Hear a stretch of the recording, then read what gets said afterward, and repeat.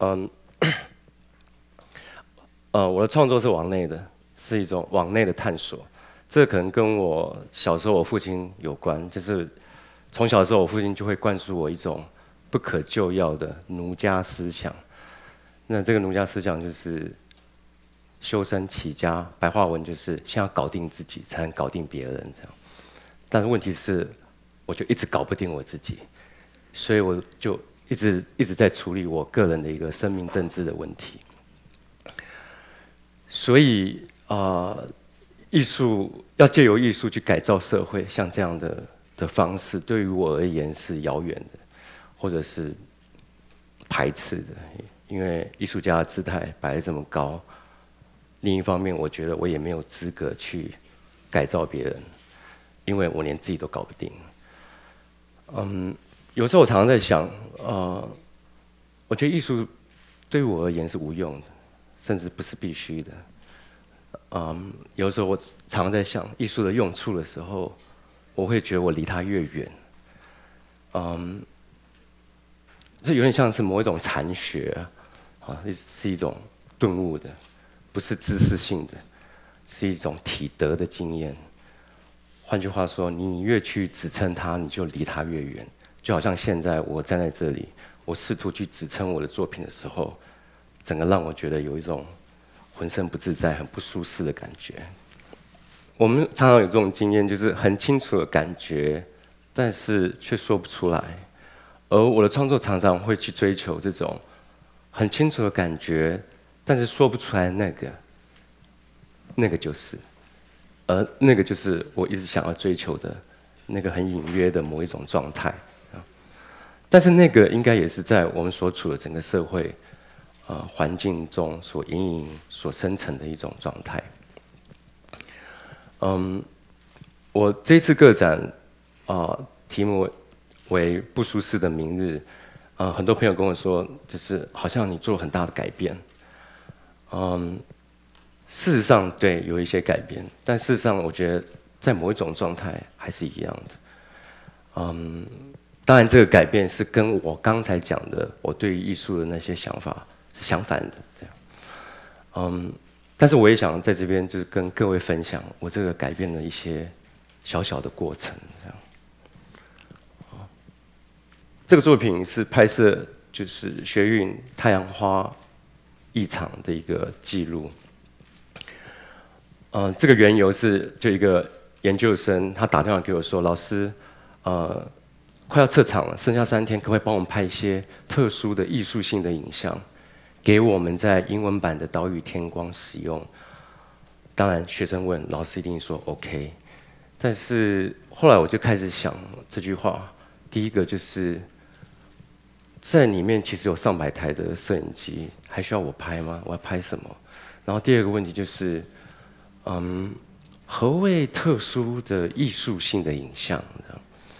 然后，但是不管怎么样，我就是拍了，把所有素材全部给了他们，他们也用在那个 MTV 的片头跟片尾。后来因为因缘巧合展览以及策展人的关系，种种原因，我开始思考，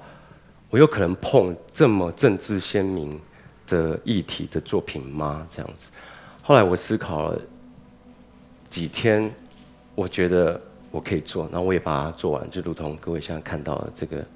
这个影像。可能当初思考的第一个原因就是，学生其实占领了里面，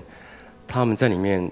大概生活将近快1个月嘛，所以里面其实是他们的某一种临时的栖居之所，只不过外面一圈一圈的警力这样。那二方面是，里面其实有很多我们学校的学生，那学生在我的生活其实是占了一大部分的，占据我一大部分的生活。所以坦白讲，我觉得我对学生的关心不亚于对于这个议题的关心。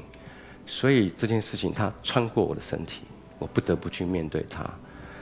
然后第三个是，在这几天的思考，我发现我好像很有能力可以把这样的那么鲜明政治议题性的作品，用我自己的方式来诠释，让它变成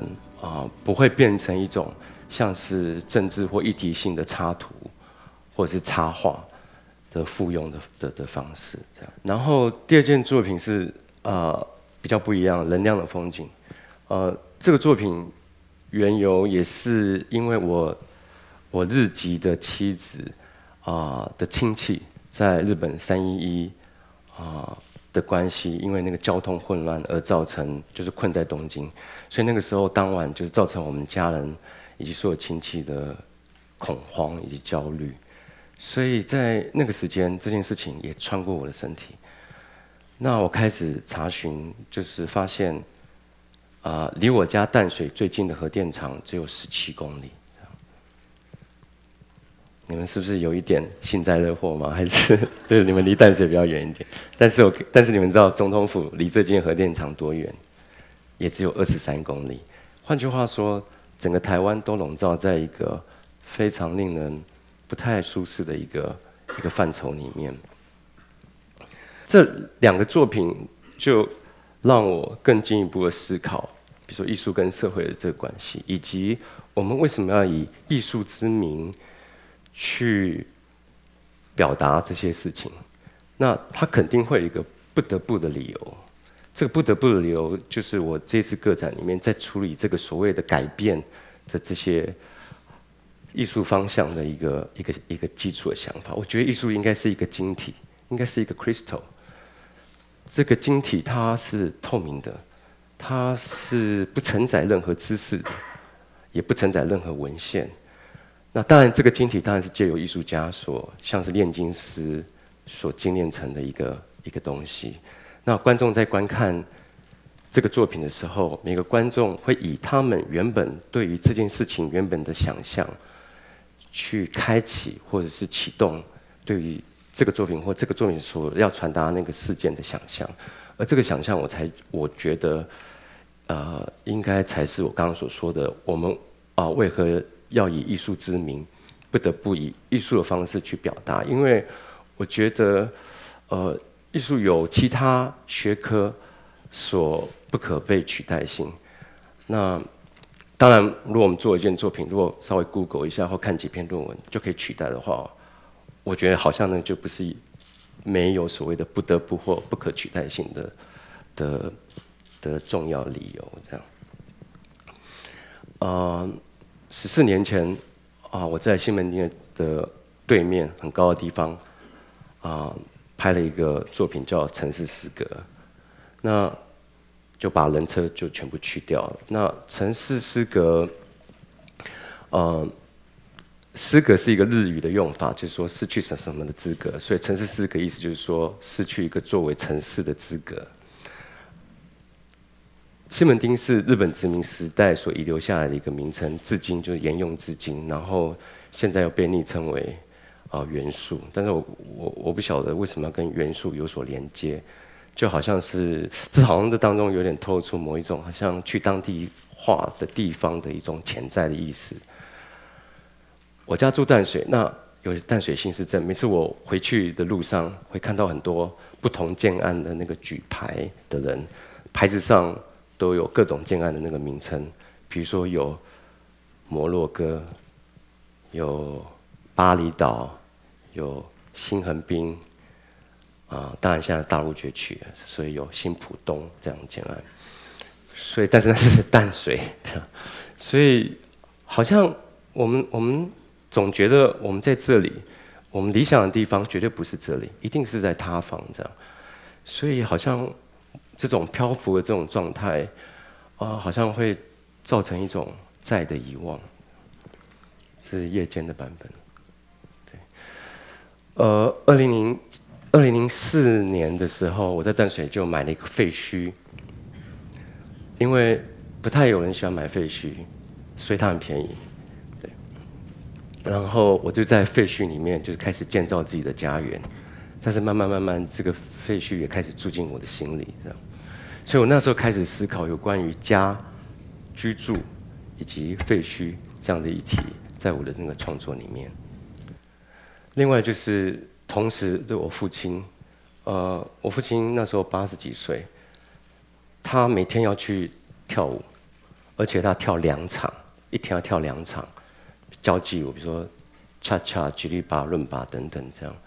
太健康了。他健康的让我觉得这其中必有诈，对。所以父亲的有限的健康，以及对于一个所谓的幸福的那个时间的一种逝去的一种危机感，会一直浮现在我的心里面。所以我就第一次拍摄我的家人。4个月，在我第一个小孩出生之后4个月，我父亲去世了，就2年后他就去世了。所以4个月面临新生老去，就是为了平复心中的某一些情绪，我就拍了2部曲。对。那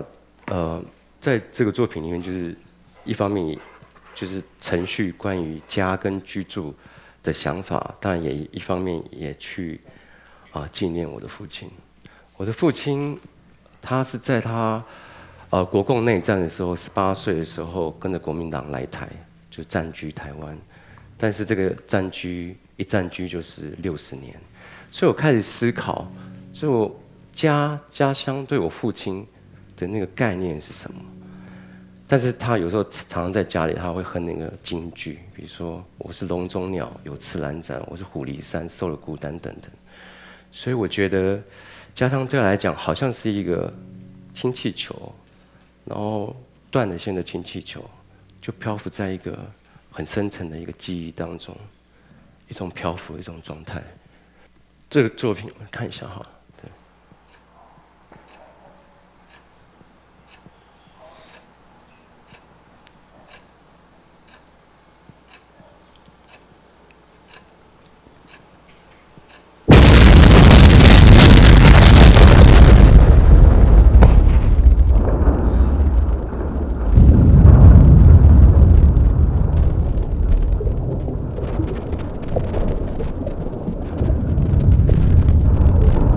很多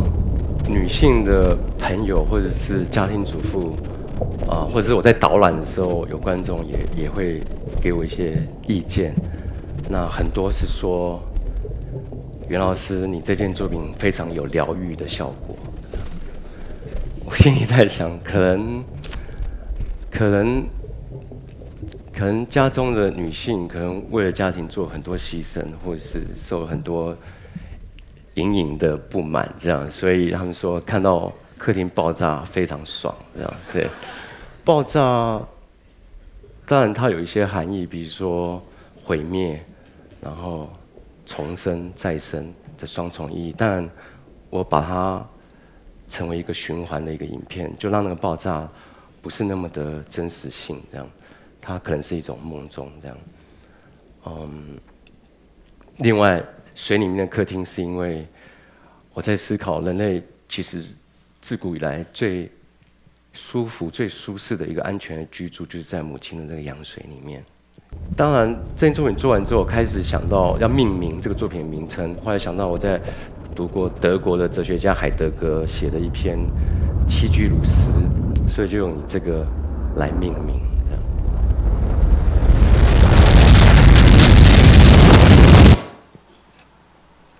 海德格《栖居如斯》其实是对于提出对于科技以及对于自然的敬畏，但是事实上，在我们所处的真实的处境，栖居难以为师，栖居何以为师？但是不管如何，就是我们还是必须朝向如斯的方向前进，